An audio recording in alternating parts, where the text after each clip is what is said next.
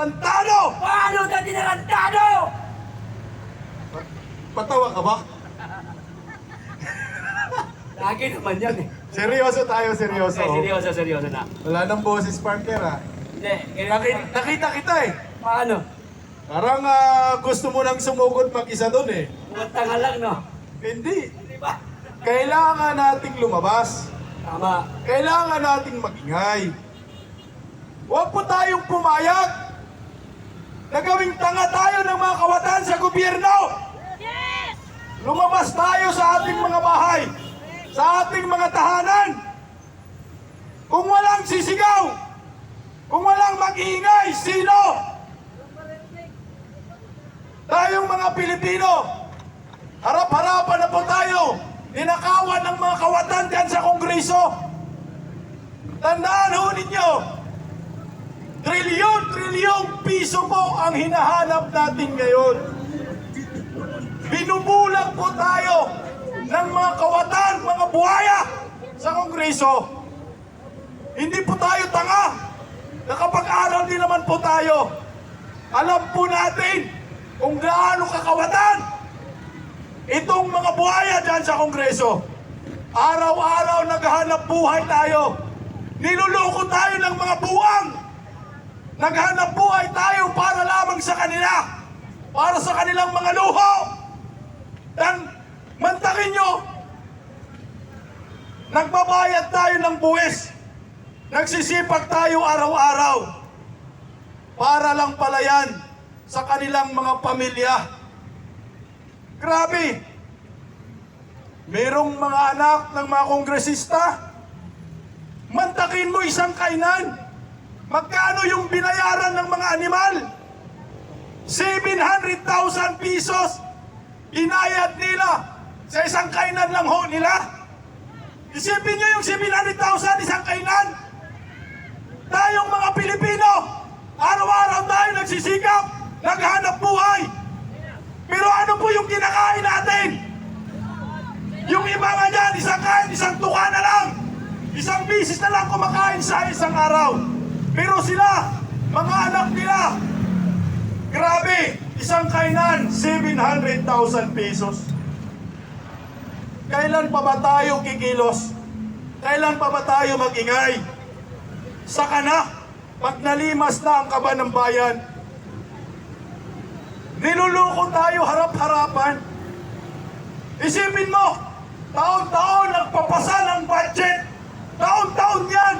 Ang budget na pinapasa, trilyones. At yung iba pang budget na yan, ay inuutang pa yan sa ibang bansa. Tapos, anong ginawa nila sa inuutang? Ninanakaw nila. At sino ang magbabayad dyan? Tayo, kayo, tayong lahat. Utang ng ina nila, utang din ng ina natin, partner. Correct, partner. Mga utang ng ina nila. At maliwanag na, partner. Oo. Maliwanag na ikinanta na sila ng mag-asawang Diskaya. Pero ang mga Pilipino, matigas talaga ang ulo. Maliwanag na ninanakawan na tayo ng mga animal na nasa loob ng House of Representatives. Ang kapal na mukha ninyo, nagawa nyo pang magpapantay sa mga matitinong kapulisan. Ginagamit nyo ang matitinong kapulisan para kayo maprotektahan habang kayo nagnanakaw, inanakaw nyo ang kapal ng bayan, mga walang iya. Mga putang ina ng ina nila. Huwag po tayong pumayag na habang buhay tayo, gawing tanga at laruan ng mga buhaya dyan sa Kongreso na yan. Grabe na. Talagang nakakagalit na ito. Hindi ho po pwede na ang mga Pilipino ay lagi na lang magpapaapi sa mga politikong walang habas sa pangungurakot at paglilimas sa kaban ng bayan. Hindi ho po pwede manahimik tayo. Hindi ho po pwede na sila ay sumaya lang. Dapat tayong mga Pilipino ay sumaya. Isipin nyo, Kayong mga motorista, araw-araw kayo nagtatrabaho, araw-araw kayo nagbabayad ng buwes. Kada pagpili po ninyo ng mismo candy, merong tax yan. Pambihira, nagbabayad ka ng tax, nagbabayad tayo ng tax. Para saan? Para bahain? Para nakawan? Para matraffic? Ganun ba ang Pilipinas ngayon? Ang kapal ng mga mukha ng mga kongresistang ito. Ang mga ordinaryong Pilipino, ang mga ordinaryong trabahante, araw-araw nakipagpuno diyan sa kalsada para makasakay, makauwi sa kanilang mga tahanan, makapasok sa kanilang trabaho ng maayos. Nagtitiis sa traffic. Pero itong mga anak ng mga buhaya, merong sariling mga jet, merong sariling mga helikopter, mga eroplano. Ang kapal ng mga mukha ninyo. Kung saan-saan nagpabakasyon, sa iba-ibang bansa, sa Europa, gamit ang pira ng bayan. Kailangan po natin magdemand sa mga kongresistang ito. Buksan po ninyo ang inyong mga libro. Hanggang ngayon, wala po kayong binubuksan na mga libro. Maging transparent po kayo sa mga mamamayang Pilipino. Kung hindi kayo magnanakaw, buksan po ninyo ang inyong mga bank accounts ng kusa. Ipakita po ninyo ang bilyon-bilyong ninanakaw ninyo sa kaban ng bayan. Maawa kayo sa mga Pilipino. Maawa kayo sa mga OFW na nawalay sa kanilang mahal sa buhay. Nagsisigap para mabuhay, para sa bayan. Pero mga tarantado kayo, pinagnanakaw lang ninyo ang pira ng bayan, ang kakapal ng mga mukha ninyo. Ito, Speaker Martin Romualdez. Buti naman, tinapla naman yung kapal ng mukha mo. Grabe ha? Almost apat na taon nyo kaming niloloko. Nasaan ang pira ng bayan? Hinahanap po namin ngayon 1.2 trillion pesos sa flood control projects na kayo po ang nag-release ng mga ganyang klaseng mga budget. Ano po ang napala ng sambayanang Pilipino? Puro mga multo! Multong proyekto! Ang tindi ho ng kapal ng mga mukha ho ninyo. Hindi po kami papayag, Martin Romualdez, na ikaw lamang ay bumaba sa pwesto. Kailangan managot ka, magpaliwanag ka sa taong bayan. Saan mo dinala ang bilyong-bilyong pira ng mga mamamayang Pilipino? Eh kaso tumakas na ba din? Tumakas na. Ba't mo pinatakas? Eh, pinantayan na mga ano dyan eh. Tumakas na ba talaga? Tumakas na daw. Diyan na. Saldico! Ang tindi mo! Ang dami mo palang mga private jet. Kasama ka Martin Romualdez. Ipaliwanag mo sa taong bayan. Saan nyo kinuha ang pirang iyan para pambili sa private jet na yan? Partner, kagabi, inulat po ng bilyonaryo. Sabi? Bilyonaryo, a news channel, na itong si Martin Romualdez nakabili ng 2 private jet partner. Dapat. Isang, pwede ba tayo magbasa dito, partner? Pwede. Dapat. Basahan natin kasi baka sabihin, At ito. tayo po ay nagpapakalat ng maling balita. Correct. At Ito po ay ang katotohanan lamang. Ang ating, parang nagpagdan tayo, partner. Oo, ganito. Para programa lang ito. Programa ito sa live. Ito! Makinig po kayo sa akin. Ito po yung ulat ng Bilyonaryo Channel. Dapat po ito imbestigahan ng Senado at dapat po malaman ng sambayanang Pilipino saan ba nanggagaling ang pira ng mga hinayupak na ito. Mantakin mo, nakabili po si Martin Romualdez ng private jet kasama si Saldico. Ito po, hindi po ito fake news ha. Pagmamayari umano ni na House Speaker Martin Romualdez at Congressman Saldico. Ayon ito sa bilyonaryo ha.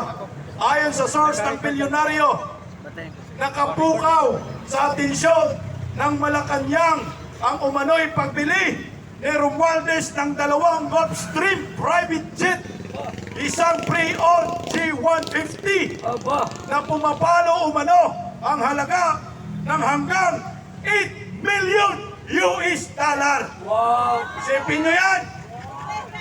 At isang G550 na umaabot naman ng 35 million US dollar. Ang kapal. Isipin nyo yan. Partner. Pinaninakaw yung pira animal.